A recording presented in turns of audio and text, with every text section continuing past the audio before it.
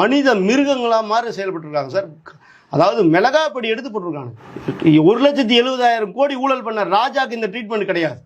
பொன்முடிக்கு 20 கோடிக்கு மேல செம்மண் திருடி, கனிம வளத்தை திருடி, மண்ணை பூரா சுரண்டி ஊழல் பண்ண பொன்முடிக்கு இந்த தண்டனை கிடையாது. துரைமுருகன் ஆத்து மணலை பூரா கடத்தி வித்து மனித குலமே வாழ முடியாத அளவுக்கு செஞ்ச துரைமுருகனுக்கு இந்த தண்டனை கிடையாது. திருட்டு கேபிள் டிவி, அதாவது பிஎஸ்என்எல் கேபிள் டிவி எடுத்து சன் டிவி நடத்தின தயாநிதி மாறனுக்கு இந்த தண்டனை கிடையாது. ஒரு பெண்ணை பாலியல் வன்முணர்வு பண்ண ஞானசேகரனுக்கு இந்த தண்டனை கிடையாது. கஞ்சாவெல்லாம் கடத்தி வித்தான் பாருங்க, அவனுக்கு இந்த தண்டனை கிடையாது.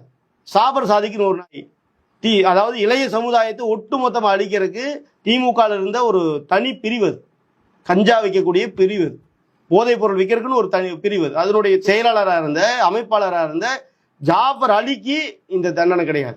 பிடிஆர் சொன்னார் இல்லையா, 30,000 கோடி ஊழல் நடந்திருக்குன்னு. அப்படிப்பட்ட அந்த சின்னவருக்கும் அவருடைய மருமகனுக்கும் அந்த தண்டனை கிடையாது சார். ஒரு காவலாளி, ஒரு சாதாரண மனுஷன், நம்மளை மாதிரி ஒரு ஏழை, ஒரு மாசம் பூரா வேலை செஞ்சாதான் அவனுக்கு 10,000 12,000 சம்பளம் கிடைக்கும். அவனை போய் மிளகாப்படி எடுத்து தூவி கண்ணுக்குள்ளேயும் காதுக்குள்ளேயும் வாயிலையும் கரைச்சி ஊற்றி பிறப்பிறப்புல ஊற்றி இவ்வளவு கொடூரமா கொண்டிருக்கிறானுங்க. இப்ப போய் குஜராத்தை பாரு, உத்தரப்பிரதேச பாருன்னா இவெல்லாம் மனுஷியா சார்? இவெல்லாம்